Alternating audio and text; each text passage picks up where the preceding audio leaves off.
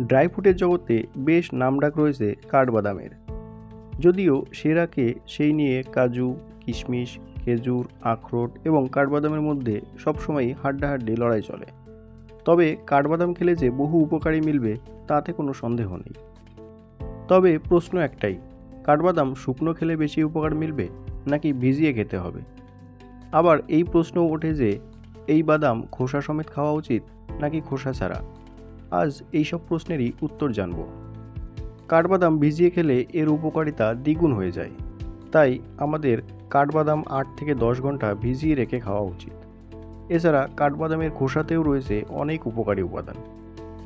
কাঠবাদামের খোসায় প্রচুর পরিমাণে ফাইবার রয়েছে। ডায়েটে ফাইবার থাকলে তা হজমে সাহায্য করবে এবং সেই সঙ্গে পেট ভর্তিও থাকবে অনেকক্ষণ। কাঠবাদামের খোসায় রয়েছে পলিফেনল নামক একটি অ্যান্টিঅক্সিডেন্ট, যা শরীর চাঙ্গা রাখতে সাহায্য করে।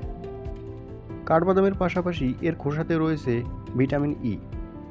এটি এক প্রকার ফ্যাটে দ্রবণীয় অ্যান্টিঅক্সিডেন্ট, যা কোষ ও ত্বককে ক্ষতির হাত থেকে বাঁচাবে।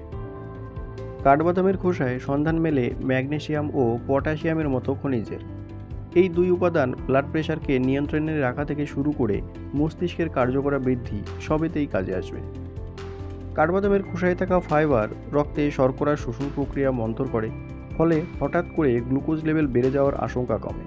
তাই তো ব্লাড সুগার নিয়ন্ত্রণে এর জুড়ি মেলা ভার। তাই কাঠবাদাম খোসা সমেত খাওয়াই ভালো।